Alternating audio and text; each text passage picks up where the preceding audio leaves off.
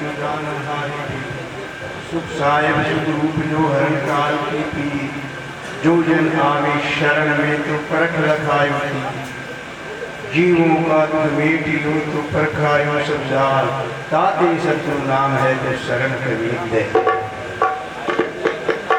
सर्वप्रथम मंचासीन संत समाज को मैं कोटि कोटि नमन करता हूँ। मैं इस पावन भूमि को नमन करता हूँ जहाँ आज संतों का समागम हुआ है। इस संसार में सबसे दुर्लभ काम है वो संतों का समागम है।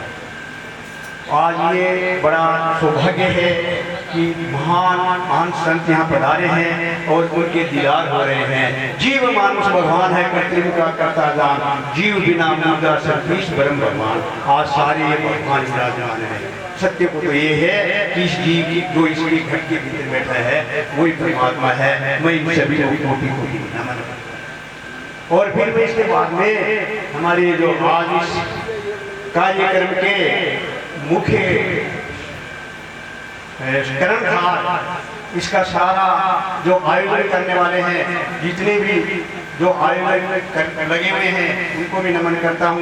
और मैं बजरंग दास जी महाराज जी को नमन करता हूँ और उनके गुरुदेव करण साहब जी को भी मैं नमन करता हूँ। यहाँ प्रश्न अभी दो आए थे कि जीव अजर अमर अखंड है कैसे है। दूसरा प्रश्न ये था कि जीव में वासना है या जड़ में है।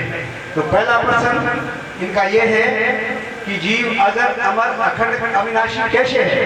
देखिए प्रकृति के नियम को कोई किसी गर्भ की जाने की जरूरत नहीं है। प्रकृति का नियम है जो निरंतर बदलता है वो आगे भी बदलेगा और जो आज तक नहीं बदला है वो आगे भी नहीं।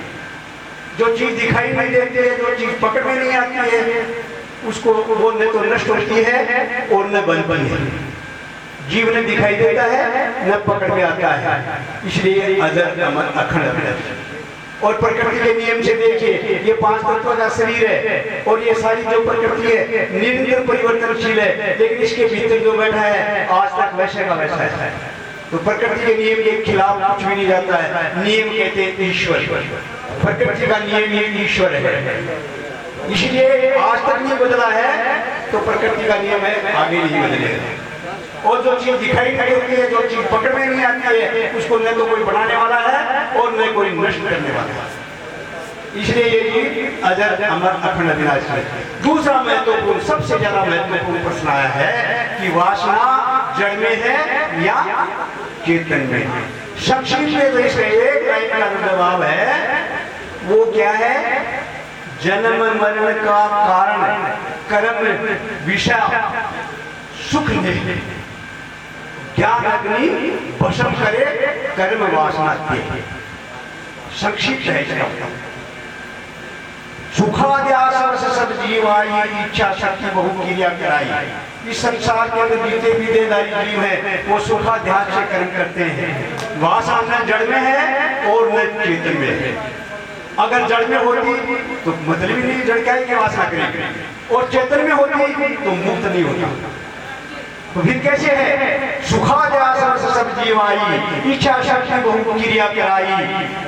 अंतकाल में सूक्ष्म शरीर रहाई ताते ही फिर स्थूल रही। मैं एक संक्षिप्त में पूरी बोलूंगा। छोड़ो जीव शरीर को प्राण जीव को वहां जहां आशा था बासा है कर्म गति बलवान को देखी ही दे युक्ति प्रमाण बतावे सत्य विवेकी बिना आंख का नाम के संदेश के जैसा जाए ना तो मन की भावना सोखा नहीं। मन क्या है हमारे शरीर के भीतर चार खिलाड़ी बैठे हैं। कबीर साहिब का एक शब्द उसके अंदर ही है लेकिन ये पकड़ में नहीं आते लोगों को। उसमें मैं संक्षिप्त में बोलूंगा उसको। चौपड़ खेल होत घट भीतर जन्म का पासा डाला अरे दम दम की कोई खबर ही नहीं पाई कोई कह न सके निर्वाण। चौपड़ खेल चार खिलाड़ी। चौपड़ तो सभी ने देखा है बाहर का चौपड़ को। आज मैं भीतर का चौपड़ बताता हूँ। चौपड़ खेल होत घट भीतर जन्म का पासा डाला। चार खिलाड़ी होते हैं चौपड़ में। चार खिलाड़ी हमारे भीतर खेल खेल रहे हैं। मन, बुद्धि, चित्त और अहंकार। इनको अलग अलग समझ लो। मन किसको कहते हैं? जब जीव का ज्ञान इंद्रियों के माध्यम से किसी बाहरी प्राणी पदार्थ से जैसे संपर्क होता है, मन बन जाता है। जीव का जब ज्ञान इंद्रियों के माध्यम से बाहरी किसी प्राणी पदार्थ से संपर्क होता है तो मन बन जाता है। ये पहला खिलाड़ी है। मैं एक छोटे से उदाहरण से इसको समझा दूंगा तो जल्दी समझ में आ जाएगी।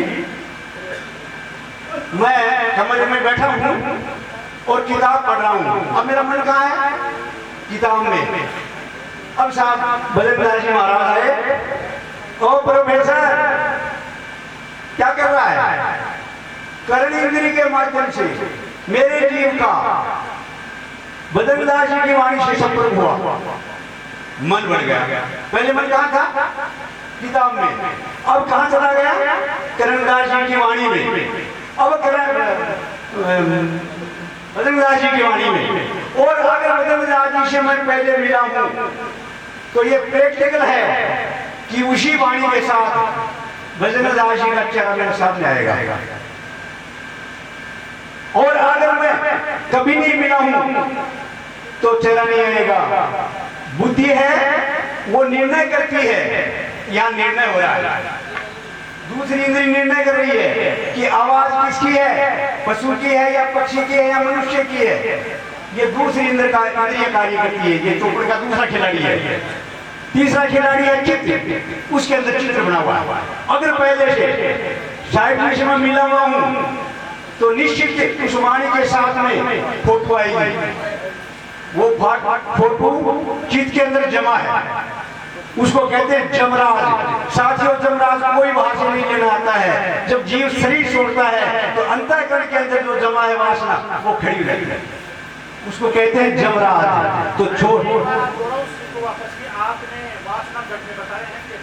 दोनों में ही नहीं है। जब तक चौपड़ खेल चलता रहेगा तब तक ये वासना चलती रहेगी। अगर जड़ में होती तो जड़ का तो कोई मतलब ही नहीं है वासना का। चेतन ही ज्ञान स्वरूप है। अगर चेतन में वासना होती तो मुक्त नहीं होती। आपका मानना है दोनों में नहीं है? दोनों में नहीं है, ये निर्णय की बात है। और छोड़े फिर जरूर कैसे धारण करता देखिए, छोड़े जीव शरीर को, प्राण जीव को वहां जहां आशा था बासा है। कर्म गति बलवान, कर्म गति बलवान खोल निज देखिए की दे युक्ति प्रमाण बतावे संत विवेकी। बिना आंख काटम के संदेश में जैसा दार ना तुम मन की भावना सो खाई जा। ये मन है, ये जड़ है, चेतन नहीं है। मन का जब जड़ से संपर्क, चेतन का जब जड़ से संपर्क होता है तब मन बनता है। इसी मन के अंदर वासना कायम रहती है और वो चित्त के अंदर तीसरे खिलाड़ी के पास जमा है जिसको कहते हैं जमराज। और ये जमराज ही जीव को कैद करता है। जब तक ये अधीन मन अगर जीव के कंट्रोल में है तब तक ये जमराज नहीं बनता है। राज का द्वार होता है, एक तो वैसे एक माजी। एक जी साहब, आप ये कह रहे हैं कि वासना जड़ में भी नहीं है, चेतन में भी नहीं है जी। तो फिर आवागमन में क्यों? मैं बता रहा हूँ कि चौपड़ खेल के बता रहा हूँ कि जब तक ये मन इसके साथ ऊर्जा रहेगा। और धर्म का कारण बता रहा हूँ, वासना का कारण बता रहा हूँ। अब इसमें भी कैसे संदेह रह गया? मैं कह रहा हूँ कि चौपड़ खेल हो तो घट भीतर जन्म का पासा डाला। दम दम की कोई खबर नहीं पाई, कोई कह नहीं सकेगा हमारे मित्र क्या क्या जमा कर रहे हैं। ये जमराज कहीं बाहर से थोड़ी आता है। हमारे धर्म ग्रंथों में कुछ एक आता है। काबी साहिब ने कहा है, वेद की देव कहा कि झूठा झूठा झूठा विचारी। हमारे ग्रंथ तुम्हें एक आता है, उसको बता दूं। इस्लाम में धर्म में अलग है, लेकिन है एक जैसा। क्या है कि जब जीव शरीर छोड़ता है यानी मरता है तो जम के दूत आते हैं, इसको पकड़ के ले जाते हैं, धर्मराज के पास ले जाते हैं। वहाँ बैठा है, वही अगर उसका खाता है और उसके अंदर वो सारी लिखी हुई है। साथियों, इस तरह की बातें सुन करके हमने ये मान लिया कि समय का भी ख्याल रखें, कृपया समय का ख्याल रखें।